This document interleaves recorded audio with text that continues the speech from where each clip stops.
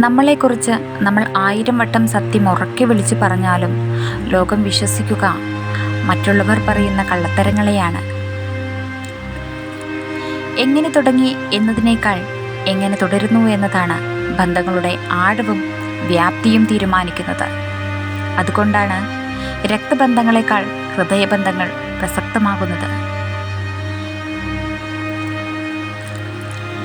എല്ലാം തികഞ്ഞ ഒരു ജീവിതത്തിനു വേണ്ടിയല്ല, ജീവിക്കുന്ന ഓരോ നിമിഷവും നാം സന്തോഷത്തോടെ ഇരിക്കുവാനാണ് നാം എപ്പോഴും ശ്രമിക്കേണ്ടത്.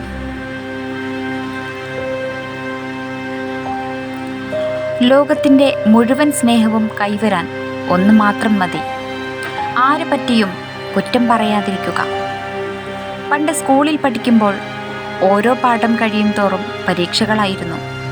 ഇന്ന് ജീവിതത്തിൽ ഓരോ പരീക്ഷകൾ കഴിയുമ്പോൾ മാത്രമാണ് ഒരു പാഠം നാം പഠിക്കുന്നത്.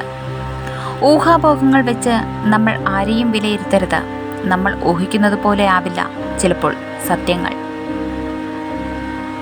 ചെയ്യേണ്ടത് ചെയ്യാതിരിക്കുമ്പോഴും ചെയ്യാത്തത് ചെയ്യുന്നതും ഒരുപോലെ തെറ്റാണ്. നീ അവഗണിച്ച ശേഷവും ഒരൽപ്പം സ്നേഹത്തിനായി പിറകെ വരുന്നവരെ അവഗണിച്ചു പോകരുത്.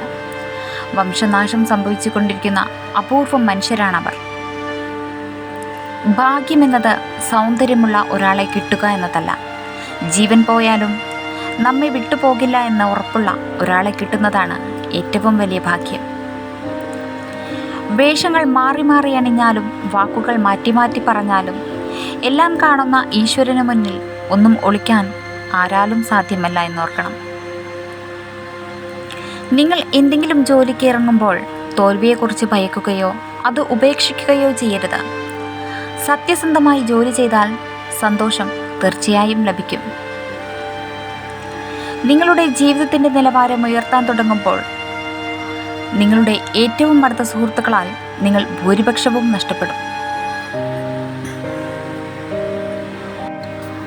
ഒരു തവണ വിജയിച്ചവരെക്കാൾ കൂടുതൽ അറിവും അനുഭവവും പലതവണ തോറ്റവർക്കായിരിക്കും. Thank you for watching. Please support and subscribe.